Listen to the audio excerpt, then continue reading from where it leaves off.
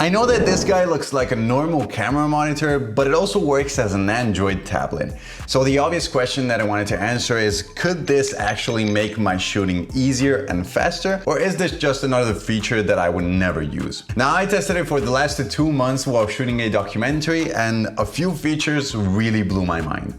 Let me show you what actually works. Okay, so to answer the question, will it actually make shooting easier? I focused on 2 tools that I already use on a daily basis and 1 new tool that completely changed the way I shoot.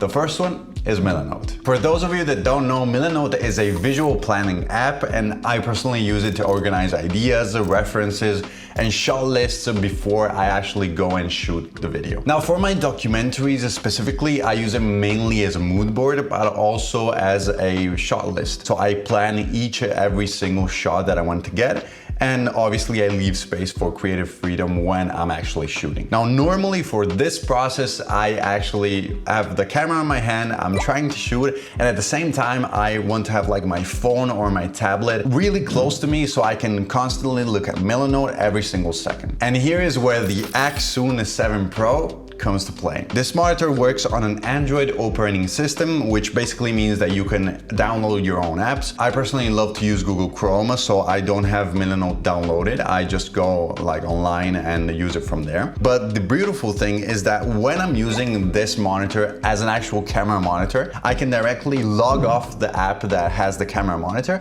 and go straight to Milanote to see the next shots that I need to get. Now, this may not save me like a whole lot of time for one specific shoot, but on multiple shoots, on multiple months and years, this saves a lot of time and a lot of organization nightmares. Now, to give you an example, on the documentary that I was shooting on this MMA client of mine, basically we needed to get a lot of shots, a lot of specific shots that I had in mind for the documentary while the subject was training, and obviously I couldn't interact with him because he obviously was really concentrated for the match that he had the following day. So I needed to be extremely quick and precise. And logging on and off of Milanote extremely quickly was a game changer. Not only could I do it a lot quicker without pulling my phone out, as I said, but the sequences, I could look at the framing reference and return immediately live on the camera image and shoot right away. Now, the advantage in this case was not that Milanote suddenly became a different app. It was the same app as usual.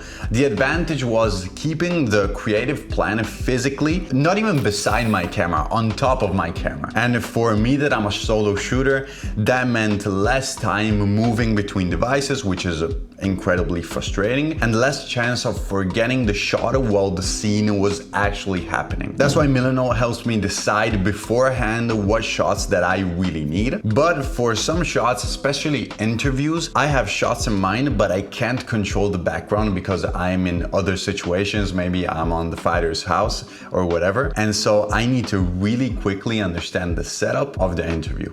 And here's where Gemini pops in. Now, Gemini is an AI tool that can analyze an image and quickly show different visual ideas based on your prompts. Now, how did I use this? On another interview that I did, we kept moving the furniture while trying to figure out a cleaner background. And then basically an idea popped in mind, and instead of physically building every single idea of the background, I just simply captured an image through my monitor and put that image inside Gemini. Then I just simply asked it to keep the subject in position and don't change it, keep the camera position, the lens perspective and lighting, but simply just changing the background. I tested different ideas such as removing furniture, creating some negative space, and I actually also used it to be more creative. How about a different angle, a different lens, or even different lighting for that scene? This let me put every single idea that I had in my mind on a screen so that I could look at it and decide which one I liked best, and then executing when I knew I found the perfect shot for me. And also another thing that's extremely important, I have custom LUTs that I created for myself, and I want to see them, especially in interviews. I want to see what sort of almost the last result will be. That's why this monitor lets you put inside custom LUTs that you created for yourself. So that's also another plus. And you might obviously think, and that's something that I did in the past as well when I didn't have this monitor, I can simply use my phone to take a picture and then tell it to change the background. Now, yes, so that is obviously possible. possible. But the beautiful thing about the monitor is that you use the footage that you have in your camera with the right lens, with the right basically field of view, with the right lighting, with the right background also. So this monitor lets me directly use the footage that I have on my camera without using my phone, which is another plus. So yes, Gemini helped me test the different frames before I could even press record, but it could not tell me whether the sequence itself was missing something maybe. And that's how I use Claude AI. Now, Claude AI is an assistant that basically you can use it for whatever you want, and I personally used it more for frames and for telling my story better. So when we were in between shots, I described to the AI the tone of the documentary, I explained the sequences, listed the coverage that I had already captured, and then I asked it for maybe specific shots that could be good ideas to use in the documentary, maybe natural transitions or also interview follow-up questions. And I know that fellow videographers are gonna say, oh, well, you should have thought of that sooner in pre-production. And I completely agree, but sometimes, especially in the MMA fighter situation, I didn't know how the gym was actually built. Like, I had some photos online, but it was in another city, so I couldn't look at the full scale. And when I got there, it was actually like renovated, so it was completely different. And I used the AI in this situation. I also maybe gave it a few pictures of the actual scene that was there, of the actual gym, to make me more creative. It's like having a professional filmmaker there with you that tells you, oh, maybe you should try and get this shot, or maybe you can create this effect using this shots right here that you don't have right now. And to me, this is just something that can elevate your footage and your overall documentary storytelling. And also, I want to underline that Claude did not tell me what to do and what to shoot. It just gave me options, and then I decided whether I want to go with them or not. And also, I found myself to tweak a lot of the options that it gave me because maybe I didn't fully like them, but it sparked an idea in my head that made me get a shot that I really wanted to get, but I didn't even know it. So to answer the question, did this monitor actually make a difference? The answer is absolutely yes. And it doesn't even stop there, because these are just a few types of ways that I personally integrate this monitor in my footage and in my recording. The other incredible strengths about this monitor is that this can go wireless, so you can actually transmit or receive a video. Just be mindful, it's with just specific cameras only. So for example, with my Sony a6700, I can't do this. It has also touch to focus, which is a feature that it's extremely overlooked nowadays, especially,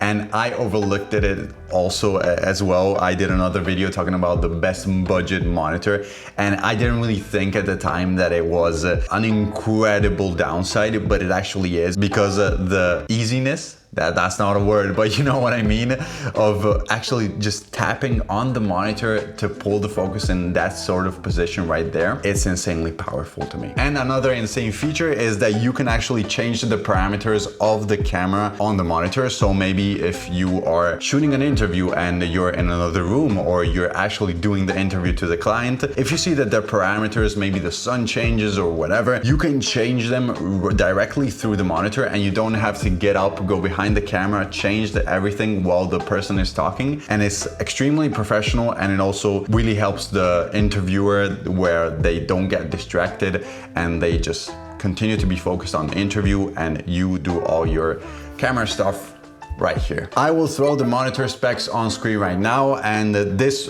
obviously you may have noticed wasn't a video talking about the specs. It's because there are a lot of videos talking about the specs of this monitor that are extremely better than what I could ever produce, so I will just link them down below. So now, finishing up with the practical limitations, I would say that the biggest one is that Gemini and Claude need an internet connection to connect, obviously, which may be difficult if you don't have Wi-Fi. You can obviously use your phone as Bluetooth, which is something really useful. Also, you can use probably your camera Wi-Fi. I personally never tried this. I feel just safer using my phone, but that's probably another possibility.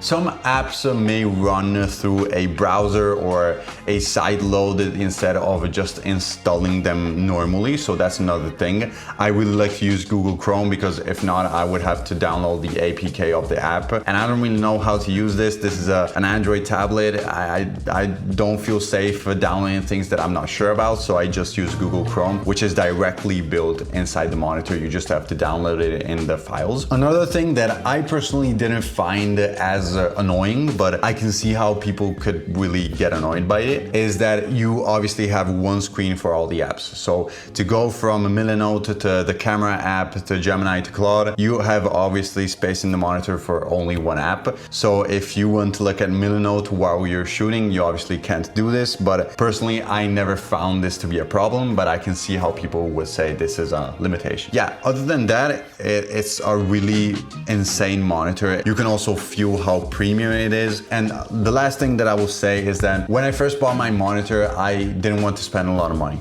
And I regretted that just a few months after buying it because a few features really weren't there, lacked it, and I really wanted them. So my suggestion to people that are looking for a monitor is try to spend a bit more money for a good monitor, because you will probably never buy one again for the next like decade or something if you really treat it nicely. Yeah, that's the biggest take that I would like you to get from this video. Now boys, I talked about the monitor, which is only one of the endless gadgets that you can buy for your camera. If you're looking for new gadgets that you want to buy for your camera, I have a video right here talking about that. I'll see you in the next one, boys. Ciao, ciao.